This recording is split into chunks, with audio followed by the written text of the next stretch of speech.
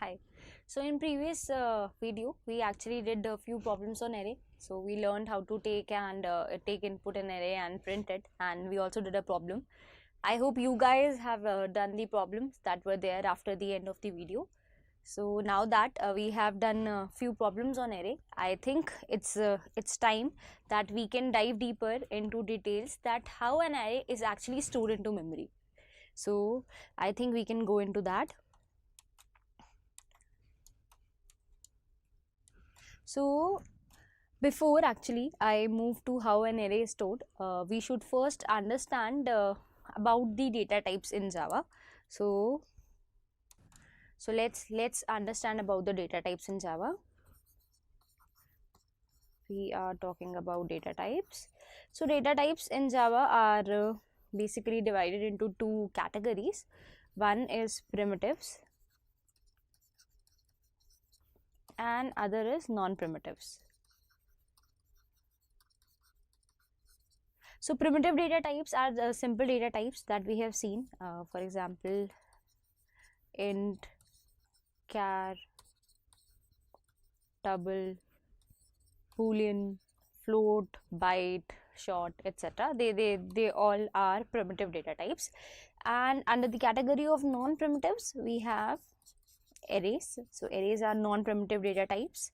Strings are also non-primitives. Scanner, which we learned to take input, is also a non-primitive, and etc. So we'll deal with other non-primitives as well later in the course.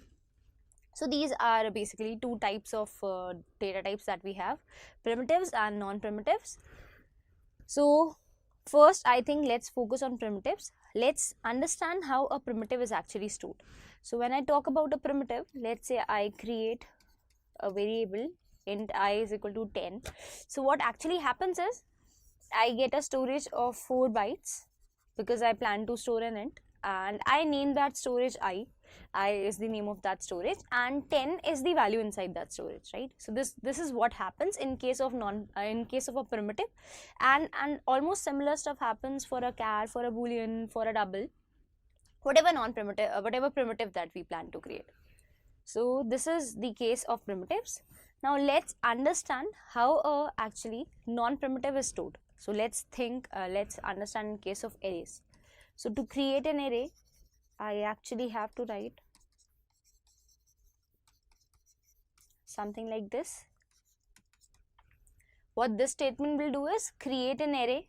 New keyword is used to create some memory for us of size 5, and type is int. So the array will have space of 20 bytes, 4 bytes for each integer, and we have 5 integers with us, so 20 bytes. So a space for storing 5 integers will be created.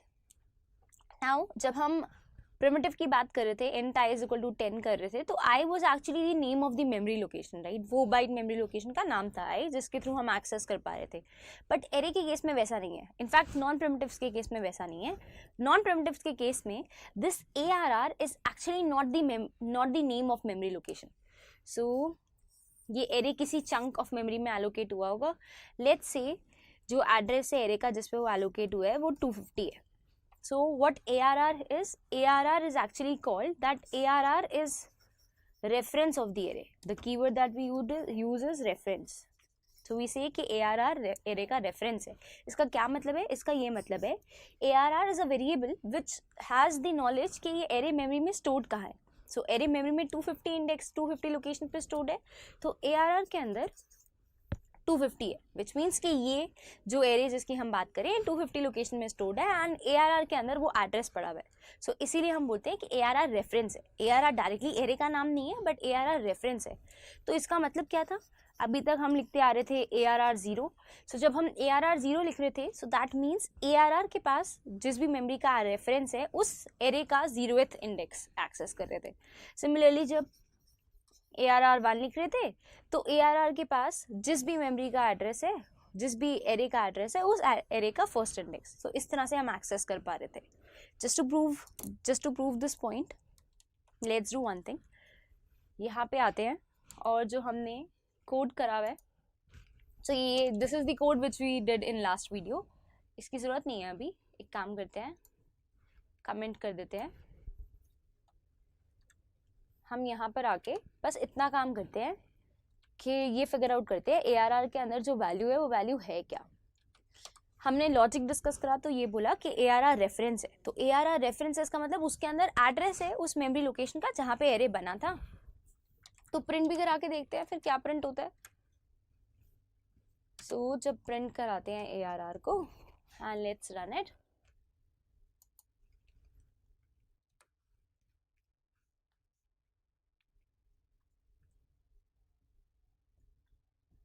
First it is asking me to input the array. Let's say 2 size का array input करा है मैंने. The elements are 1 and 4. And now जो इसने print करा है यहाँ पे, दिस इज इंटरेस्टिंग. जो वैल्यू प्रिंट हुई है यहाँ पे, this is the value of ARR. Now ये जो वैल्यू आई है ना, इसको अंडरस्टैंड करना है अगर हमें, तो let's see. 1 square bracket indicates कि हम एक एरे के एड्रेस की बात कर रहे हैं. I इंडिकेट्स कि हम एक इंटीजर एरे की बात कर रहे हैं. एट द रेट के बाद जो भी है that is actually the address of the location. So hexadecimal में होता है ये. So hexadecimal में है and this is the address of the location. So ये उस लोकेशन का एड्रेस है. इसका मतलब ARR को प्रिंट करा तो मुझे ये पता लगा कि अच्छा ये जो एरे है ये स्टोर कहाँ पे था मेमोरी में. So ARR के पास उसका रेफरेंस है, उसका एड्रेस है. So ARR is actually a reference. And if we go back, so this was the difference कि नॉन प्रिमिटिव और प्रिमिटिव के केस में चीज़ें स्टोर कैसे होती हैं. एरे के केस में जैसे हमने रेफरेंसेस देखा है, सेम ही logic applies to all non primitives. तो इसका मतलब है जब हम स्कैनर बना रहे थे ना, so scanner S is equal to new scanner लिख रहे थे system.in. So new keyword again object बनाएगा मेरे लिए एक स्कैनर बना के देगा. सो इसने मेरे लिए एक स्कैनर बना के दिया. Now this S is a reference to this scanner. इसका मतलब है अगर ये स्कैनर लेट्स से 750 लोकेशन पे बना हुआ है तो S के अंदर इसके लोकेशन की वैल्यू है. So S is a reference to this scanner. Same happens for strings as well. और डिटेल में देखेंगे हम strings नेक्स्ट लेक्चर में. अभी के लिए yes, the same happens for strings as well. Same happens for arrays and same happens for scanner and in fact all non-primitives that we'll study. सारे non-primitives के केस में references का concept आ जाता है.